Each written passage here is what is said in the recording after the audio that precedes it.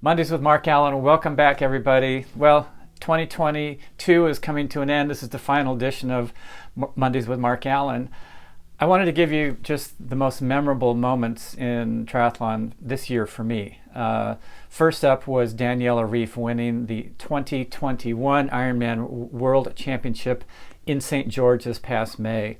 She had struggled for a number of years, didn't really have the kind of races that we had become accustomed to seeing her have.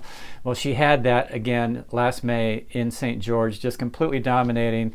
So great to see her back, a veteran of the sport, so many world championships in her arsenal, and she added another one in May.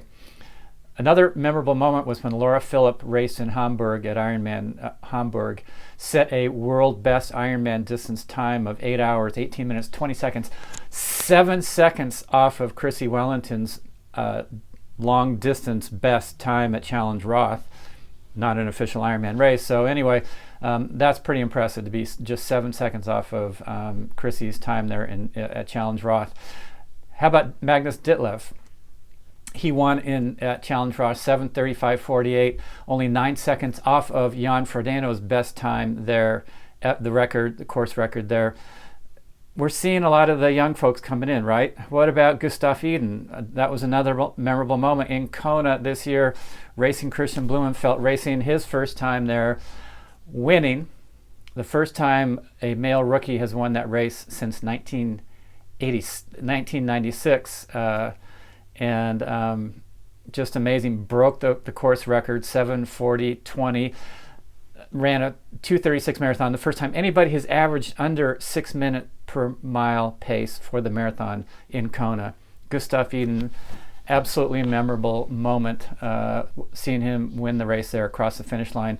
Not all the moments that I'll remember are ones that were necessarily well, maybe they were positive. I don't know. One of them was when Sam Long got that drafting penalty in St. George. You know, on the video, it sort of was like, why did he get that? But then it was explained later that he was passing a group of athletes and he had slotted in, and then he pulled out again. Well, you can't slot in if everybody's just 12 meters apart. Anyway, the thing that's memorable about that, two things. One, Sam's been trying to have a great race there for a number of years. He's come close. He was second to Gustav Iden the last time the 70.3 Worlds were contested there. And he looked like he was on track to possibly win it this year.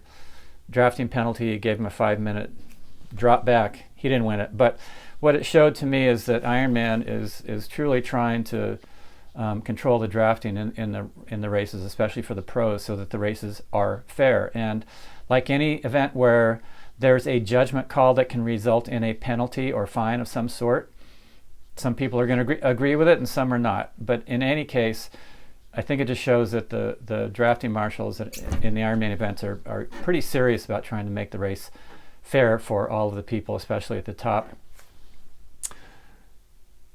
One of the big moments that's memorable, and again, might be positive, might be negatives, there's positives and negatives.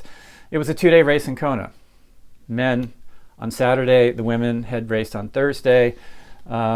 Just amazing to see the coverage that came out of that when the camera crews could dedicate all their effort into the women's race and then all their effort into capturing the men's race and show all of the nuances that were going on throughout the field, throughout the day. In each of those races, put it together in a program that was amazing on NBC.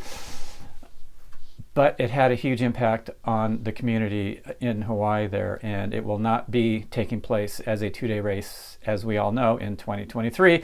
There will be 2 races, 2 days, 2 different days, 2 different locations.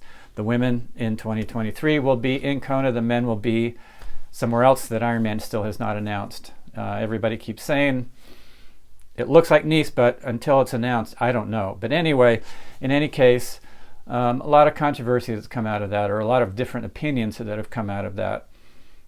We'll see how that pans out.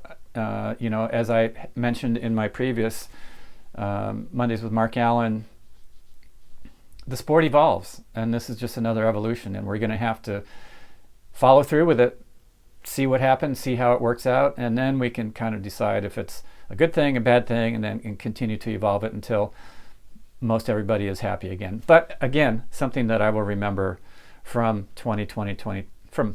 2022. That's a big year. But top of the list, I have to say, really was the women's race in Kona this year. Chelsea Sodaro winning, a mother, newborn 18 months prior. She won it. She was strong. She was, a rookie also, like Gustav Iden, winning her first time out on the Big Island, racing in the Ironman. And in her interviews, she didn't sugarcoat it. She said it was amazing, incredible. She said it was a huge sacrifice for her and her family, and it was not easy. And I think that really, that just sticks with me, because it sums up a lot of what maybe we don't think about. We see the great moments that athletes produce, like Chelsea winning in such dominant fashion there in Kona, but then we don't often see the sacrifice or the support that needs to go into it so that athlete can have that amazing race. It truly is a team effort, very, very inspiring, and also inspiring for me was Lucy Charles in Kona. She had a hip fracture. Nobody even thought she would make it to the start line in Kona. Ended up getting second place, I think, for her fourth time. Annie Haug was hunting her down, got within seconds of her, and Lucy wouldn't let her go. She wouldn't let her pass. She stayed in front of her and got second place. Annie Haug, third place. Very impressive race there also. But again, just showing that guts of a true competitor. Those were my top memories from 2022. If you have some that you think I missed, I would love to hear what those are. So many that I probably can't even begin to count all the great memories, but let me know what your thoughts are, your great memories from 2022. Mondays with Mark Allen. We'll see you in 2023.